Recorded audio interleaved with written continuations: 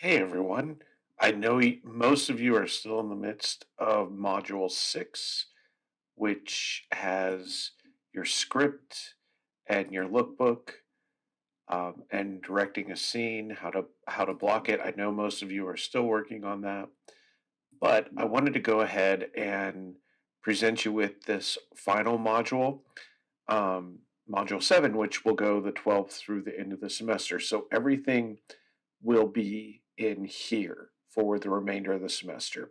You may even get one more little assignment, and I'll just, for the sake of clarity, I'll put everything in here and I'll give you plenty of heads up where it is, etc. So you won't be lost. But let's take a look. So you can see up here we have your final film overview. That's the bulk of what you're going to be doing. It's just working on this final film. Your script and your lookbook correspond with this final film. So as you can see, your script was 2 to 4 pages, which will translate to 2 to 4 minutes of length for your film. So roughly, we're looking, not roughly, exactly between 2 minutes and 4 minutes, no more or less. I know some students, I've had some who've made 15-minute long films, and going into this industry is very much about being precise. If you have a client and they want something in a certain time range, you must meet that. You must get past your own artistic sensibilities and look at it from a business perspective. So if you shot more or something like that and you went over 4 minutes, what I tell people is give me the 4 minute version, and you can go crazy. Do a 90-minute version of your film if you want. Totally your prerogative. But this way it allows me to give you, more comprehensive and in-depth notes on your rough cut and your final cut, whatever the case may be.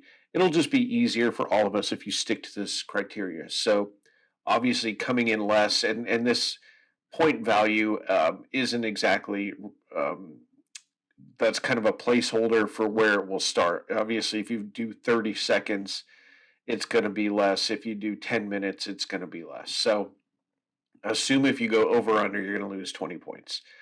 Make sure you're properly shot in 24 frames per second. You can shoot, uh, like if you're doing slow mo, you could, but get with me if you want to do slow motion. That does change in your frame rates, but basically, let's stick to the cinematic frame rate, which is 24. You can shoot in 4K. Um, Obviously 16 by 9. That's turning your phone camera horizontally. If you do shoot 4K, you do have to scale it down. And that's something you do in Premiere, and that's something I've gone over. If you have not noticed how to do that, it's in those in the module. I'll show you where that is again, but you can also get with me and we can go over it. The big thing: don't hold your phone vertically like TikTok or Instagram or something. That's not where this is. A cinema studies course, not a social media filming. And I appreciate the effort, but that's just not what we're going for. Your export needs to make sure it's in 16 by 9 and a high resolution export. Again, I'll show you where the video is to get that best resolution. Your final film must have 5 seconds of black with a title card, your name, the date exported, and the running time. This is not the length of the clip. This is the length of the film, the running time of the film. So it's just, whatever minus the black. This again, so that black, that 5 seconds of black, the idea is that that doesn't count towards getting to your 2 minutes. Feel free to make a fake production company name if you want. Not required, but a lot of times students kind of have fun with that. So things I'm looking for are clean audio, balance so that the voices can be heard and the music isn't blasting. A lot of people are not checking their decibel levels, especially for music. Like some of them have just been wow. I'm going to be more critical on that. You should balance it. And by balance, I just mean lower it. You want to hit that. If you need to go back and look over audio or look over the editing video where I go over that, those are kind of things we talked about in the beginning. Make sure your shots are in focus. a lot of you, if you have iPhones, they do what's called breathing a lot. That is going in and out of focus. It's trying to look for what it is to focus. So I'm not sure what everybody's camera is, but look and see if you're able to maintain focus on one subject at a time.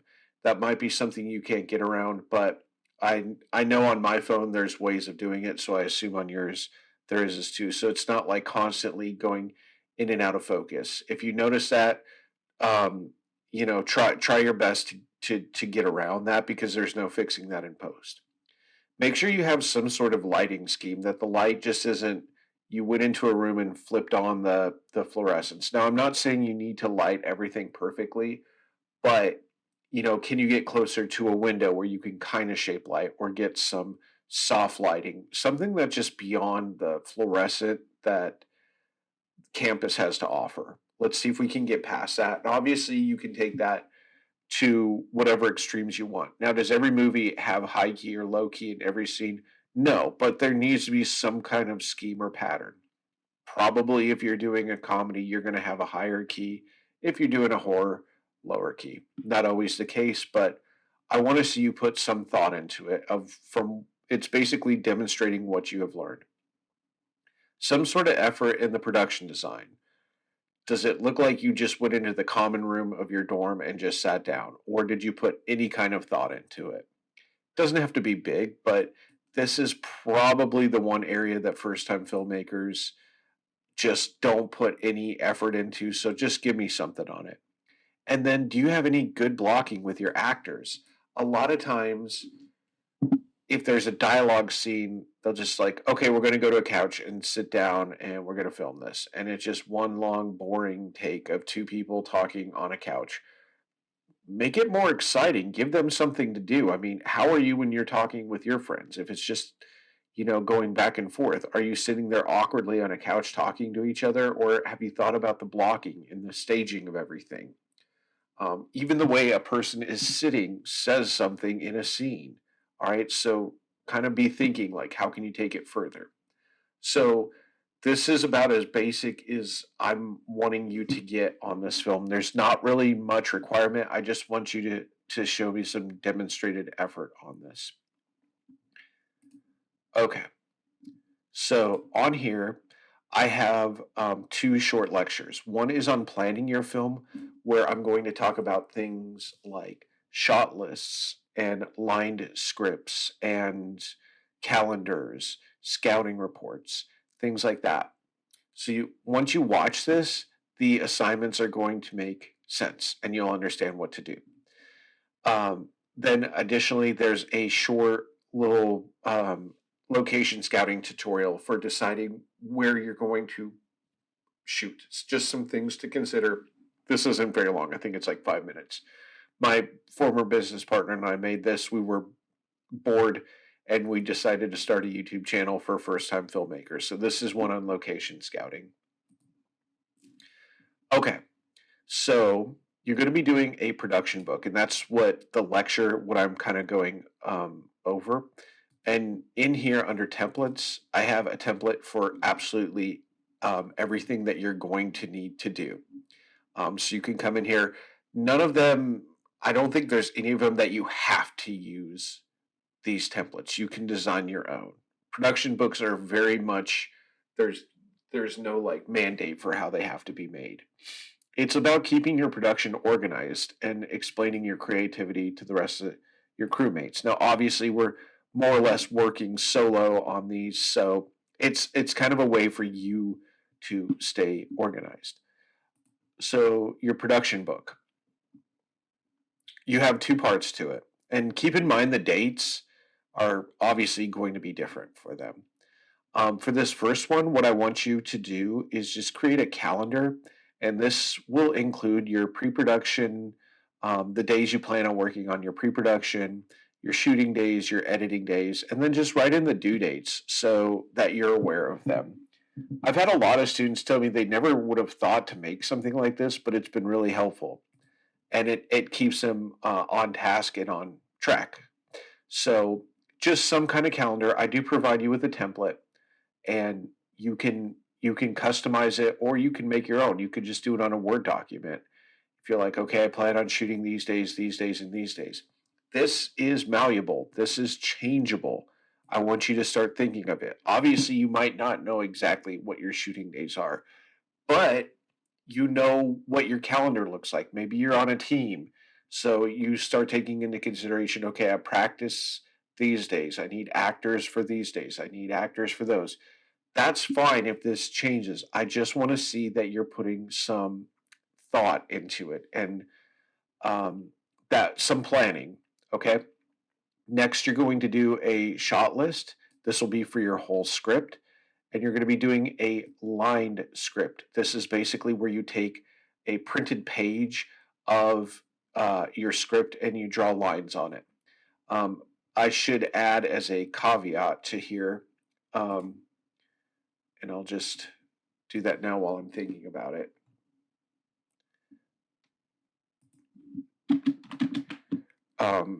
So print your script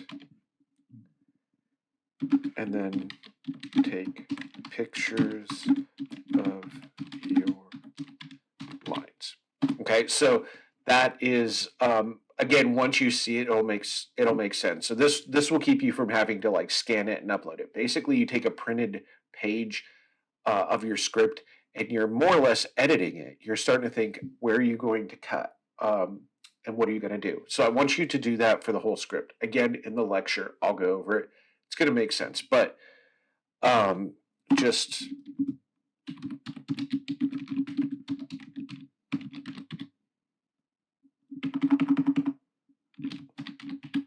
upload the pictures.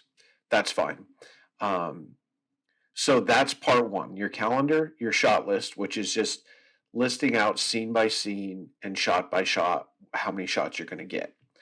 And then your line script is kind of a breakdown of the edit. Just again, it's for you. Start thinking about how you want this edited. Once more, when you watch a lecture, it'll make sense. Please check your grammar and spelling. If you can get everything on one PDF, great. If you're able to get these pictures on a Word document and just turn it all in, that's fine too. But just make sure I kind of know what I'm looking at. It'll be easier to just kind of break these down in part one and part two and have you turn in everything at once versus having a new assignment for each one. You can see the point values that are associated with each. Please turn them all in. Don't skip it. I know some people are like, well, I'll just do this, but I won't do this. They're all important. And specifically these two, you need to do. Like, you cannot skip out on these. Okay. So that's part one. And let me think. The due dates for these, I believe, are the 19th. So I wanted to give you a couple extra days. That's why I'm kind of getting you going. This is very much something that could be done within a week. It requires a little bit of work, but it can be done. So I'll have this posted by the 8th. So you have more than a week, but I know some of you are probably still working on your scripts. Okay, so production book 2.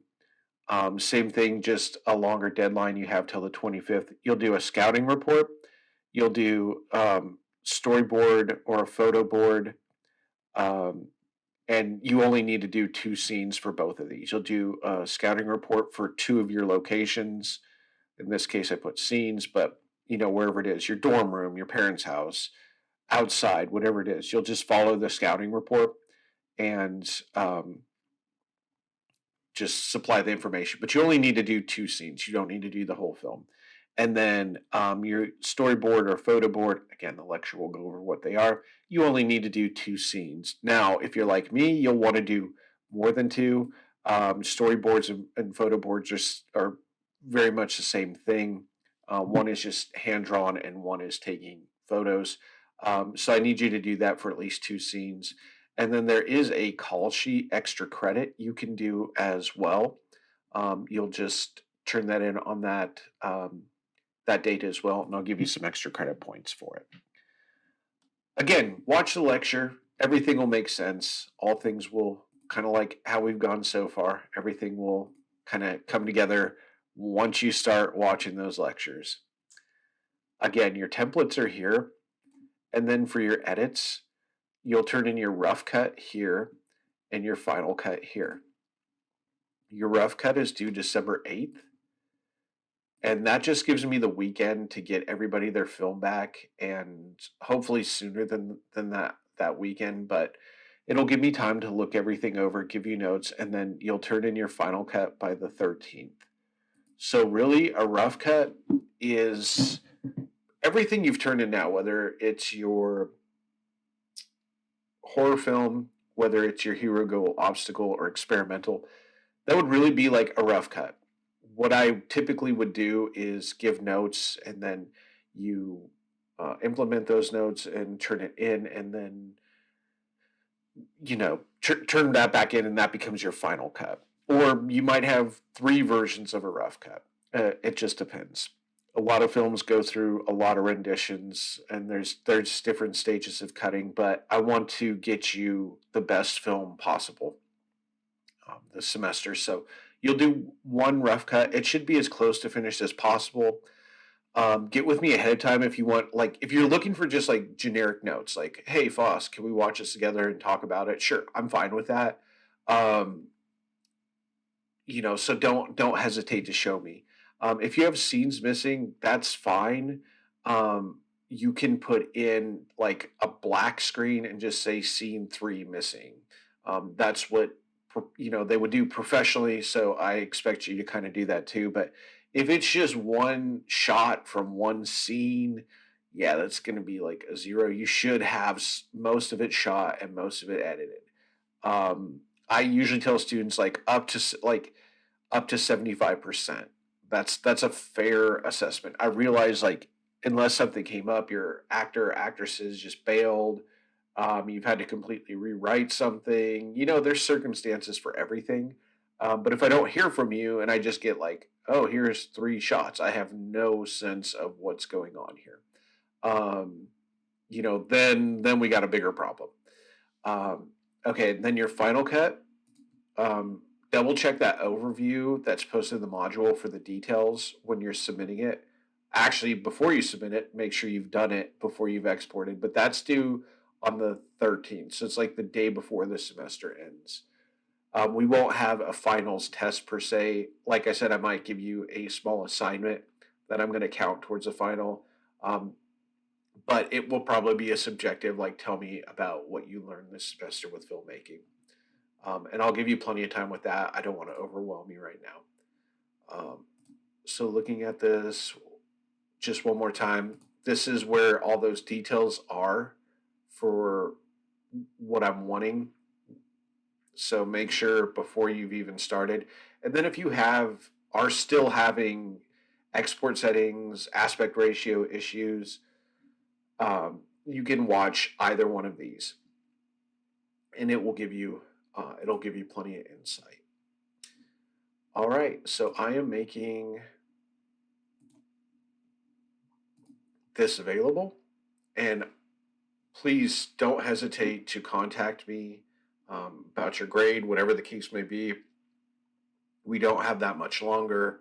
Um, Things being how they are with my health, we didn't get as far as I'd like, but you all have stepped up and done some really incredible work, some really great films that have really stood out. I don't have any specific requirements on the book anymore as far as writing things out, but I would challenge you to finish reading it.